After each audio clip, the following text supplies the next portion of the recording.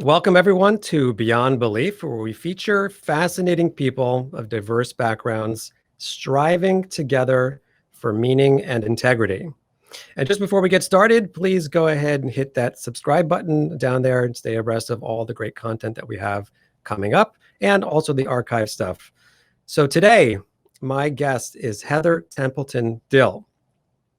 She's the president of the John Templeton Foundation, an institution that funds research and discovery across a range of subjects in the sciences, philosophy and theology, from gratitude and hope to the psychology of purpose and positive neuroscience. Their funding areas include science and the big questions, character development, individual freedom, talent and genius, and more. In her tenure as president, Ms. Dill and the foundation have awarded 1,150 grants, totaling more than $743 million. Won't you please welcome to the show, Heather Templeton Dill. Hi, how are you? Hi, Rabbi Adam. It's great to see you. I'm really excited to talk with you today. I'm well. Good. Thank you so much for being here. You have, in my estimation, an incredibly great job. I have spent some time online looking at the foundation and your materials. And I wonder if I could start off by asking you this question. In your words, what problem is the foundation trying to solve? And also, what motivated your family to start it to begin with? The John Templeton Foundation was created in 1987 by my grandfather, John Templeton. And part of his motivation for starting the John Templeton Foundation really stems back to when he created the Templeton Prize in 1972. And at the time, he felt that there wasn't as much attention going to the marvelous new things, as he called it, going on in religion. And so he created a prize, the Templeton Prize, to celebrate the advances, the progress that people of all faith traditions were making all around the world. With that as a starting point, then 15 years later, he created an institution to draw from the resources of religious traditions around the world, all sorts of religious traditions. And that led to a philanthropic vision that's really focused on asking open-minded questions or pursuing open-minded inquiry about the biggest questions facing all of us. Who are we? Why are we here? How is the universe constructed? And what does that mean for my life as an individual? It all sort of boils down to enabling people to lead lives of purpose and meaning. So you asked, what problem are we trying to solve? I don't want to suggest that people are not leading lives of purpose and meaning, but I do want to suggest that we're all curious about how we can lead even more meaningful and purposeful lives, how we can use the gifts that we've been given for the betterment of humankind around the world. And so that's our aspiration. I don't know if it's a problem, but it's certainly our aspiration.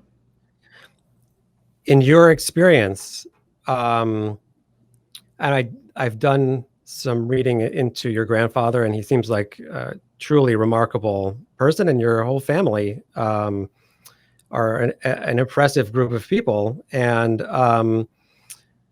very open-minded and broad-minded. And I have to assume that in the awarding of a prize usually indicates like you're trying to spur something on. I believe that he led a life of meaning and purpose, and it's clear from all that he accomplished and from what he wrote and so on and so forth. And maybe we'll get into that a little bit.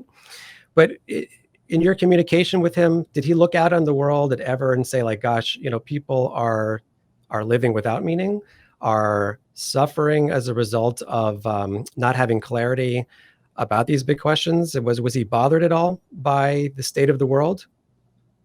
So my grandfather was fundamentally an optimist, and he had a very positive outlook on the world. He was committed to this concept of progress, and that progress was possible. At the same time, I do think that he looked at some of his peers who seemed uninterested in religion, and he thought that they were missing a big piece of life. And then I think he looked at young people who were maybe pursuing a career that was just about sort of self-aggrandizement or personal gain. And he wanted to encourage those people to see that life is more than just what one can accomplish through their career goals, but it really is about serving others. And through that becomes purpose, meaning, joy, and progress. So that, if there was a problem he was trying to solve, that may have been it. And that's how I would summarize what motivated him to try to really encourage this sense of purpose and meaning.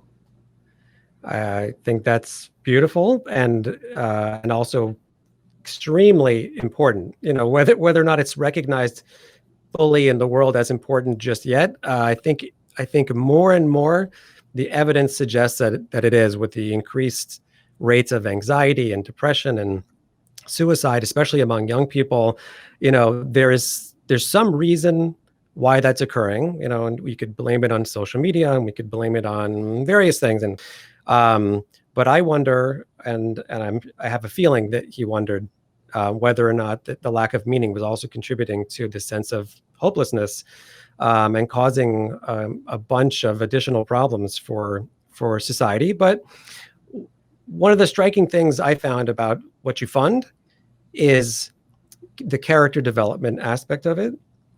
And especially with the emphasis on humility, which is, I mean, look around in the world, how many major organizations are there that are promoting humility? It's so refreshing. And you have something called the Humble Approach Initiative.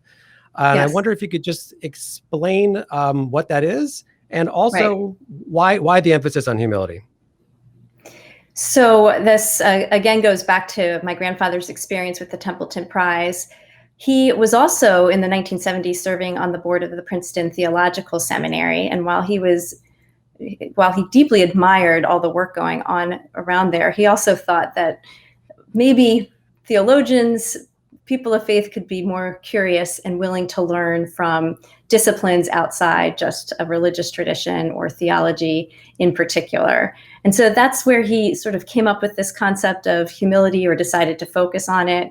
In 1987, he also published a book called The Humble Approach, which was really a call for people of faith to sort of act like scientists in sort of the exploration, recognize that there are things they don't know. One of our trustees likes to put it in the following way: I'm not God, you're not God. So if we're both not God, then we know there's a lot more to learn about the divine being.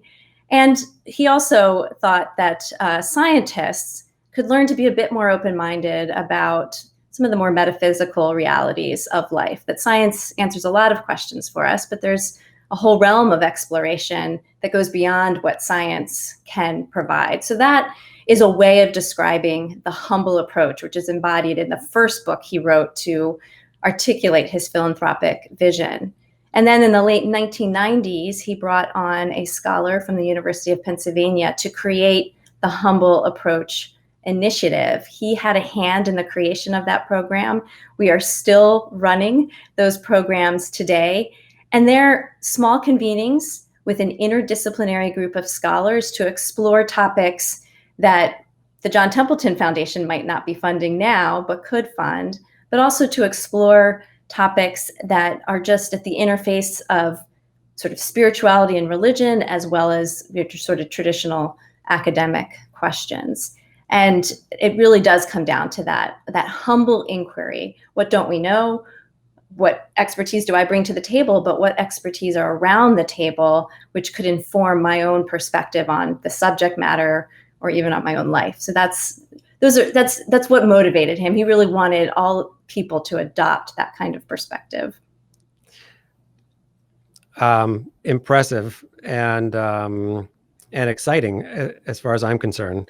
But I'm just wondering, the theologians and the scientists who come across this, that in your experience, are they tantalized by it? Does it speak to them? How do they react? I think there are a variety of reactions. So there are both theologians and scientists, and of course this would extend beyond those two disciplines, who don't understand that aspect of what my grandfather was trying to do. They may not like it to some degree. it's uncomfortable, I think, to reach beyond one's own perspective. And then, of course, if you have disciplinary expertise, it can be uncomfortable to reach beyond that. Maybe because it's hard to understand what another discipline might add. There might be a variety of reasons for that. So there are some who look at this vision skeptically, for sure, and that's been true throughout our history. But I also think there are people who are drawn to it, and whether or not they can explain why they're drawn to this concept of humility, people really do respond to the sense of questions. And I think that's how we try to approach everything we do. We do not know the answers to the questions we're asking. And so we try to pose a question, invite research. We want to make sure that the methodology for the proposed research is sound, but we're just as curious about the answer as any project leader is. And while we might come from a certain position or value certain perspectives, we think all perspectives are welcome to anything that we fund, and that's really important to us. We'll work with you to put together your grant program, for example. Once we fund you, you're off and running to run the grant program as you like, and then we're curious to see what the results are. They may prove the hypothesis, they may challenge the hypothesis, they may raise a new hypothesis that can be explored further. So people are drawn to that aspect of it, even if sort of bridging disciplines or bridging different perspectives or bringing science and faith together might at first seem incompatible or uncomfortable. Yeah, although I don't think they are personally. I think that there's so much synergy and it would be so fruitful for these types of thoughts to come together. And anything that could be done to promote that is in my estimation extremely valuable. But there's a question I asked. I had the pleasure of asking this to Professor Michael Behe a couple of weeks ago. There's a charge that could be made from the scientific side that would say, look, speaking of humility, if I find that my data is wrong, I'm going to revise it. And science moves forward by testing their hypotheses, and if it's wrong, we're going to move on. But you religious types, there is no testing for your religion. There's no hypotheses. There's just this accepted body of dogma. And therefore, you're not as open-minded as you claim to be, and would you even be open to hearing that, that it's false? Can it be falsified? So Professor Behe did think that he was open to it. He said, if you bring me evidence, I'm definitely going to consider it. But I'm struck by the phrase that you used earlier, which was the Templeton Prize is promoting or funding progress in religion. So my question to you is, what does that mean? Like, can a religion progress, or is it just a set of principles that can't be altered? Yes. So I would start by saying my grandfather absolutely believed that religion can progress. And I do think he also believed that religious people, religious traditions, theologians should be willing to revise their core beliefs based on new evidence. And that evidence can come through science. It can come through other forms as well. So that's what he thought. I will recognize that's a very hard thing. And even if, I actually once had a staff member ask me this in a discussion that we were having a full team meeting, what evidence would convince you to change some of your religious beliefs? That's a very scary question. I don't know, because there is an element of faith in every aspect of religion. And so I would say that honestly, one has to wrestle with that. But I also point to an element of my personal story. And I was raised in a Christian home, and we had very specific ways of looking at the world. So it was hard for me to reconcile sort of that background with my grandfather's very capacious vision. But then I became friends with people from other faith traditions. And I learned so much about what it means to be a good person, to put it simplistically, from those individuals who are very committed to their faith traditions, but just had a different faith tradition than I did. And that has really, in many ways, reinforced my faith, encouraged me in new ways, helped me to look at the world in a different way.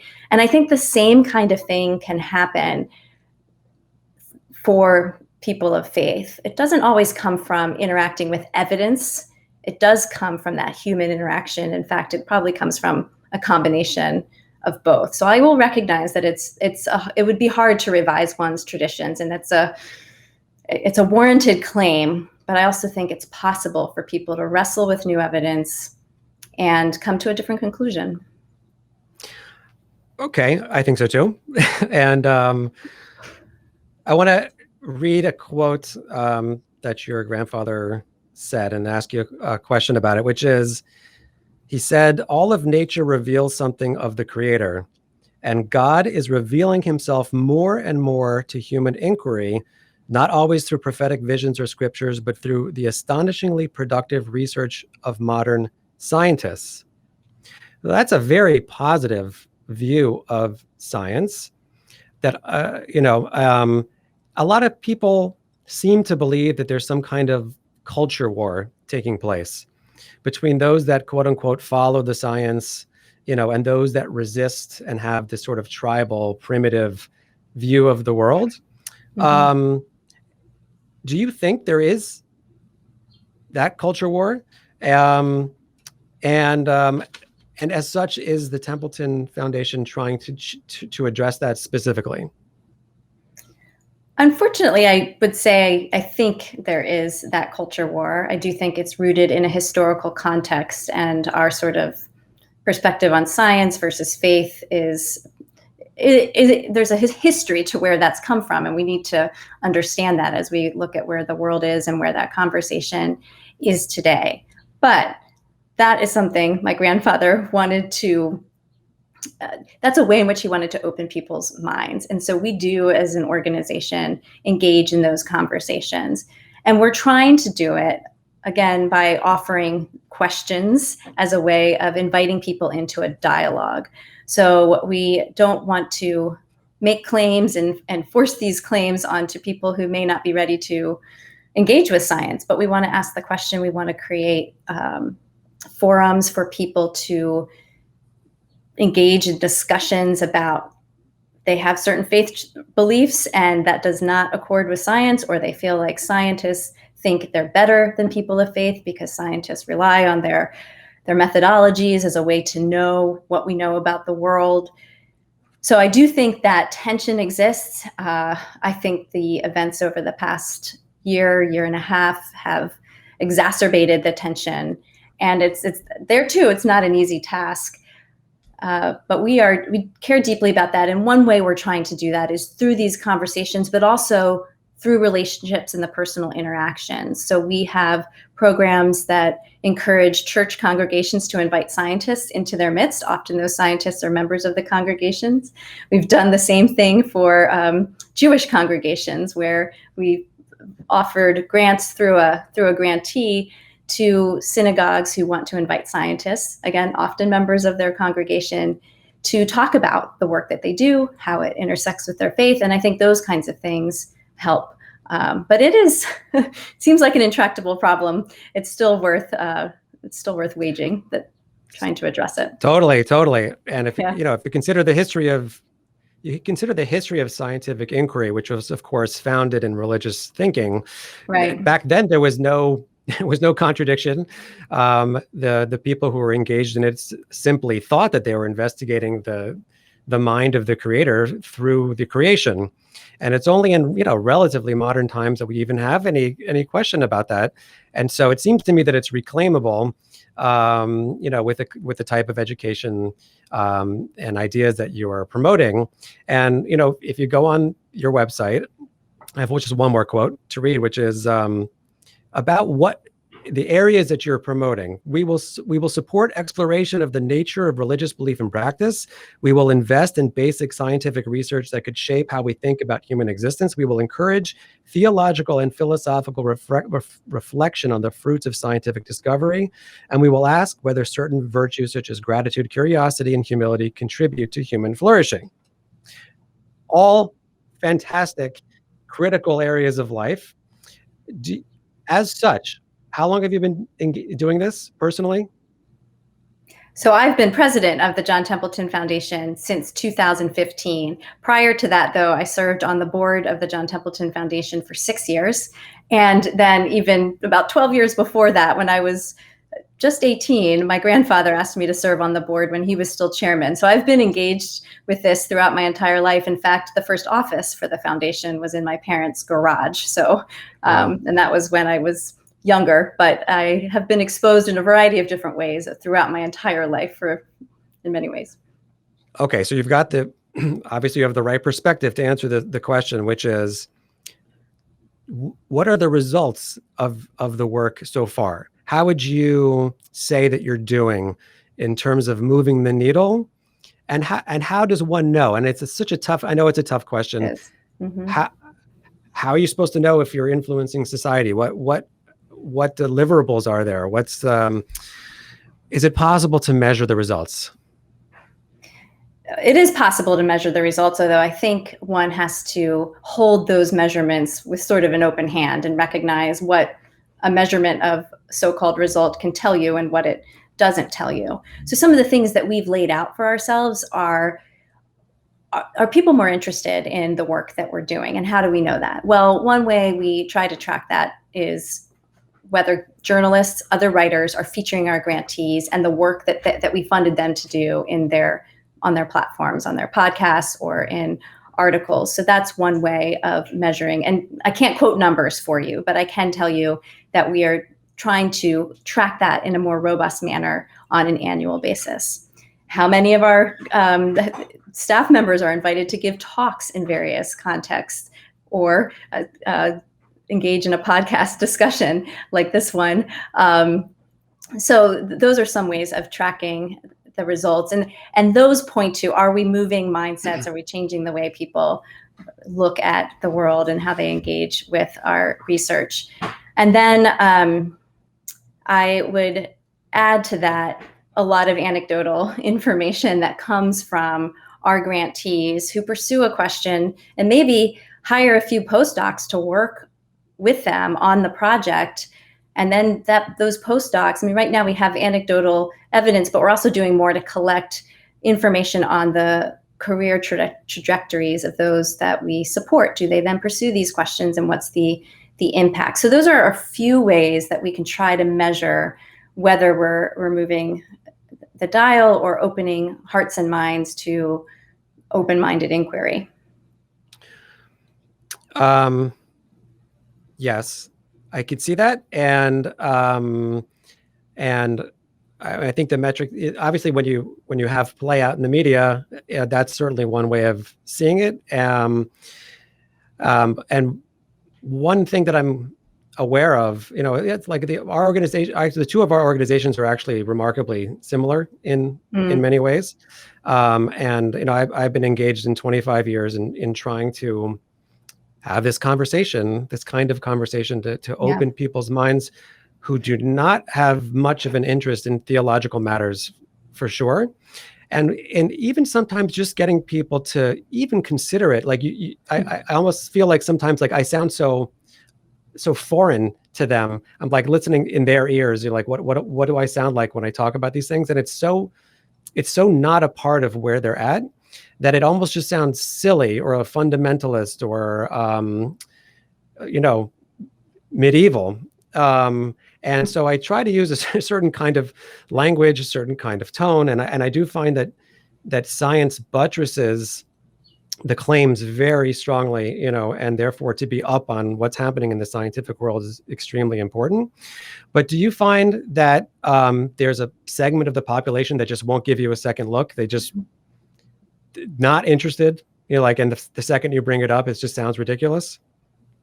Absolutely. I think we find that, and that is true for religious people who are committed to their faith tradition, and it's true for academics. So I don't want to single out scientists per se, but the academics of all sorts of disciplines, and it's true in the general population as well. And I think that's one thing we struggle with. Are we really trying to reach people who are not in a place where these kinds of questions are interesting to them, or where they're in a place where such questions and conversations might be offensive? I don't know. I think we're more trying to reach those who are intellectually curious about a whole variety of things, and they may or may not be interested yet in the kinds of questions we're asking. Maybe we can pique their interest and engage them in a bit, in a way.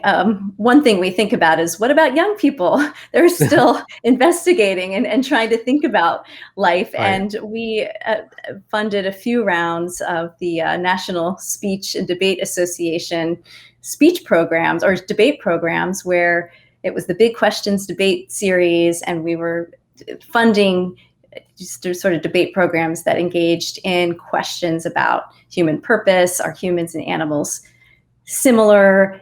Is there such a thing as free will? And so if you're encouraging people maybe earlier in their lifespan to think about these issues, maybe that creates some fertile soil for continuing to pursue those questions later in life. I totally agree. And by the way, I think that millennials are not given enough credit for being intellectuals.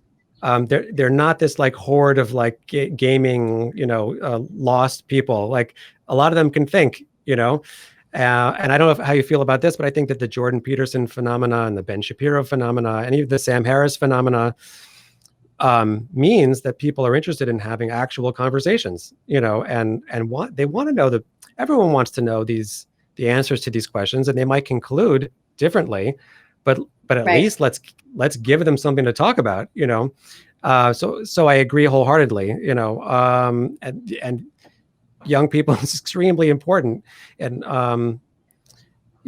so don't quit with that effort, No, I agree with you. I think some of these platforms, even TikTok, I have young children in my home. Well, they're in the teenage years, and it's sometimes very interesting to my husband and me what questions emerge from a little TikTok video or something on Reddit. So there are interesting discussions going on in some of these platforms. And I do actually think that as the millennial generation ages, they're really uniquely situated to be curious about the kinds of questions my grandfather was interested in and the work that we're doing. So part of maybe the skepticism we've run into in the past might change as this younger generation ages and gets to know who we are and what we do.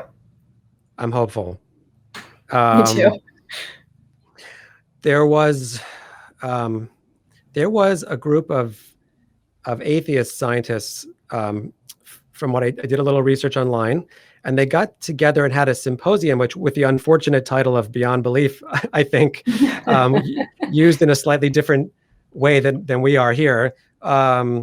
And apparently it was directly in response to the Templeton Prize, meaning that they were so perturbed by the idea of what you guys were doing that they wanted their own symposium, which, to eliminate the pernicious influence of theology on science.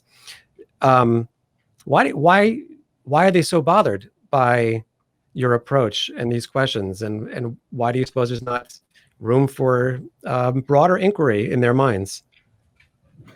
It's a great question, and I want to be careful of not speaking for them as individuals, but I think the challenge is that they perceive, at least at some level, that religious people or theology as a discipline or religious beliefs and practices are not really grounded in observable evidence or in a process that aligns with the scientific process. So the conclusions that one might come to as a person of faith are not because of some maybe rational step-by-step exercise, such as the scientific method. So I would say that's a perception that they might have. I think there's also this perception that is unfortunately true, or seems to be true based on some rhetoric you hear, that people of faith just aren't open to questions, aren't curious, aren't willing to revise some of their beliefs. And there's certainly good reasons for that. The very nature of faith is grounded in core beliefs that are meant to sort of be true for all time.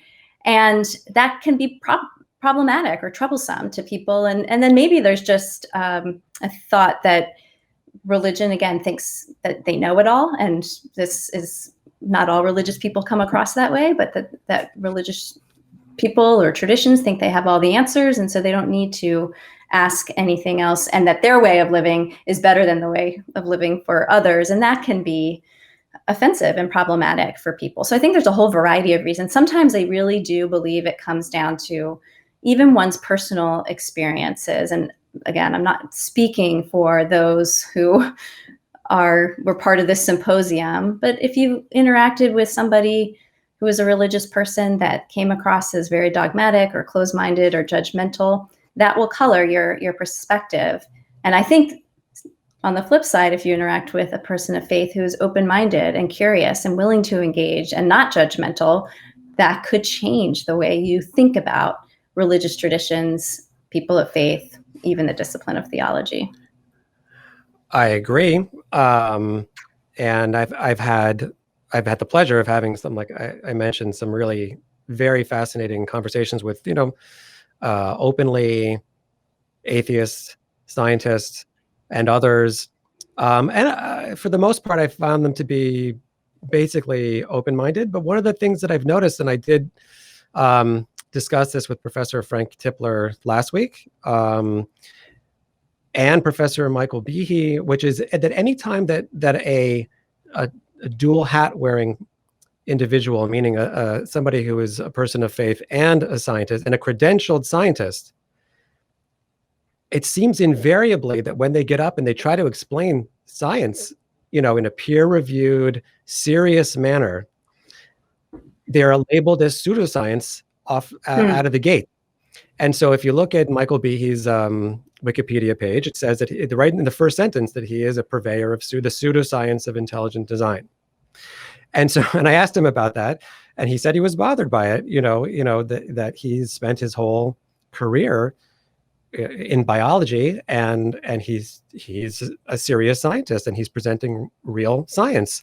And so the concept of follow the science only seems to apply willy-nilly sometimes, where you will follow it when we want to, and when we don't want to, we're going to give it a different label. And so it almost seems like there's no way to win, that even if you spend the time and get your PhD and you do your research and you publish, like, it's not going to matter because it's outside of the pale of the academy. Do you think that even with all the research and all the granting and all the brilliant people who are involved in exploring this, that it will be accepted, in the academy at large? Well, I think it will take time. And I think it's also a question of what is it that we want to be accepted. I guess we would want that open-minded inquiry to extend to all kinds of questions. And one of the things we care about is the research grants we fund. We want to ensure that the methodology is rigorous. And so we work very hard to do that. And I think as we reach out to various experts to review our projects, so across all disciplines again, and we're taking in their advice and working with project leaders to adjust their project in light of advice from those who know the discipline, who know the kinds of methodologies that should be applied. That helps make the research we fund robust. One of the interesting things that I think may work when it comes to research is inviting people from different perspectives to the table when you're investigating a research question, to talk about what are the open questions, what are the perspectives that I have, what are the perspectives that you have, and can we work together to get the concepts right, and then come up with an experimental design that we all agree with, and then run the experiments and see what happens. And then, of course, there's always interpretation. We're human beings, even in the objective scientific process. But then because we agreed on the experimental design, would that make, and again, this is just a question, but would that make the conversation on the backside when the results come through easier? Would that increase open-mindedness? I don't know, but it is sort of one of the things we are trying to do with our Science of Purpose initiative. One of our funding areas, one of our strategic priorities, really exploring this concept of whether there is purposefulness to the natural processes in the world. But we have to start by agreeing on the concepts and then figuring out, is there an experimental design, or are there experimental designs that we agree with, and then see what happens, see what the results might bear. So I don't know if that would make progress, but it certainly is something that I think is worth trying. And indeed, we are trying to do that through one of our initiatives. That sounds great, actually. And I'd love to see the results of that. And it's hard to argue with the methodology, like, let's do this together, Right. let's, it's pretty fair and pretty open-minded. So I It does applaud that come as down well. to those, and it comes down to those relationships. So that's a key piece of Yeah. it. And I think that's where you make progress. And I've heard from scientists that when they have the opportunity to engage with somebody who's maybe another scientist, has a faith tradition, they learn over time and they become even more open-minded. So I think that's a model that really does have an impact. Can I ask you a semi-personal question? Sure. You don't have to answer it if you don't want to, but in reviewing, some of the scientific angles of in the world at large, maybe, or in the work that you guys have done, has there ever been a moment where you've looked at it and said, "Gosh, this really calls into question my theological beliefs or my long cherished spiritual beliefs"? Like, has it ever been threatening to you on a personal level?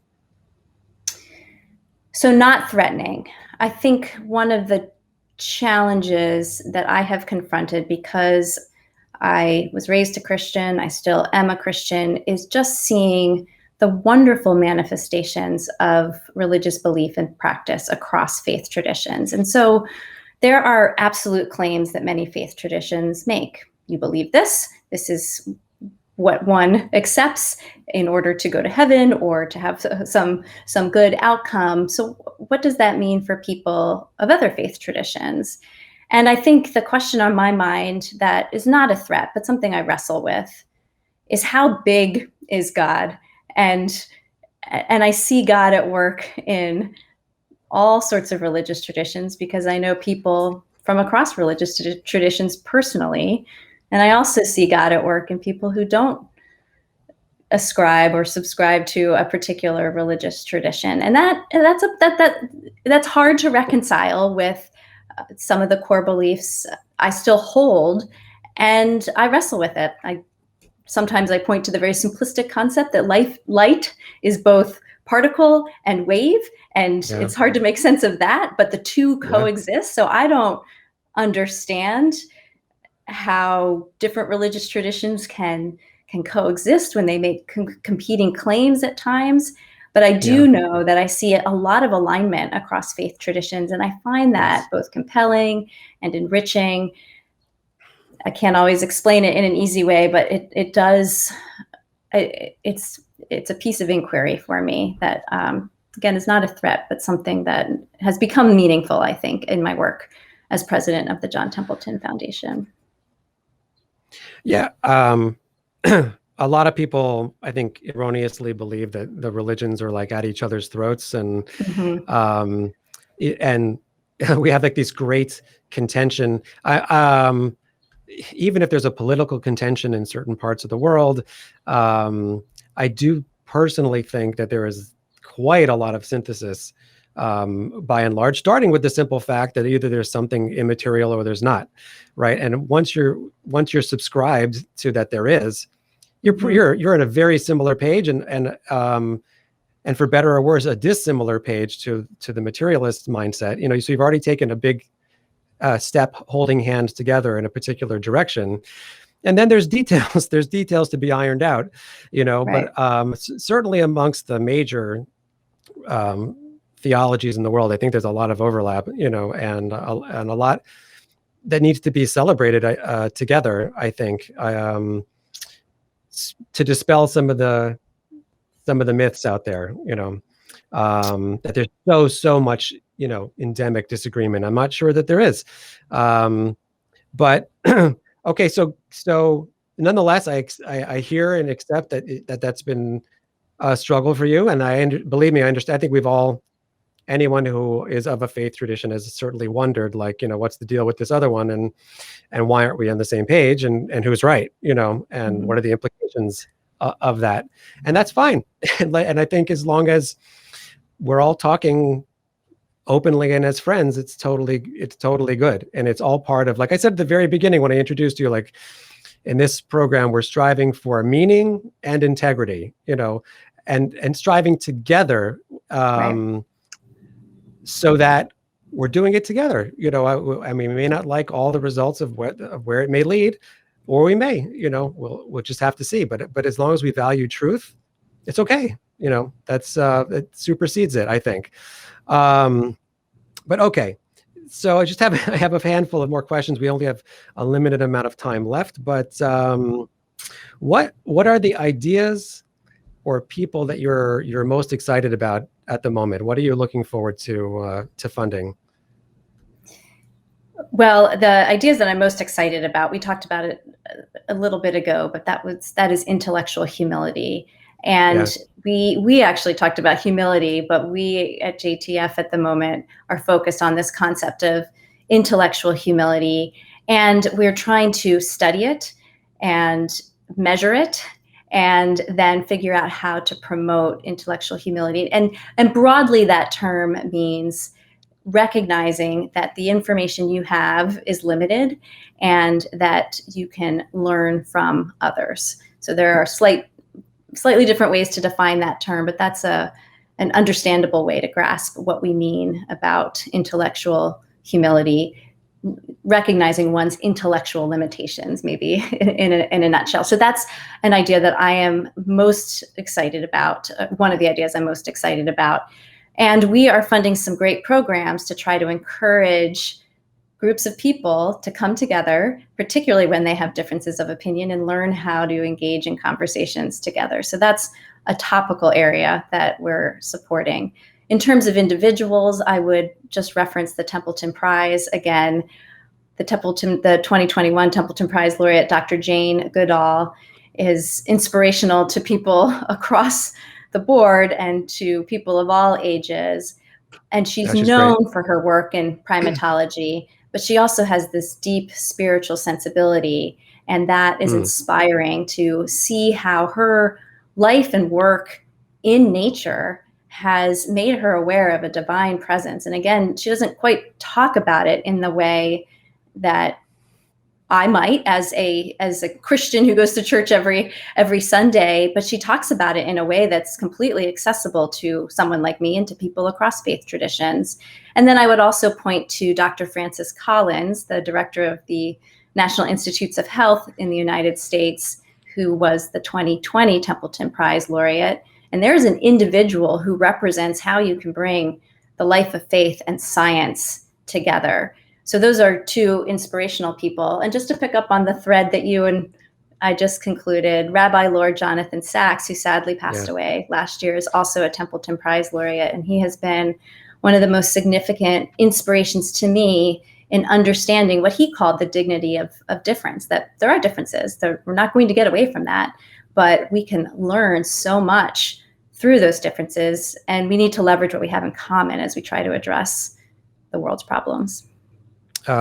Yes, Rabbi Sacks, this is a magnificent example and so deserving of that recognition of somebody who is so focused on character development, and who brought it about, in such a large scale, and who is also dedicated to the scientific endeavor. I think he's a great example. But I also love the fact that you've highlighted Jane Goodall as well.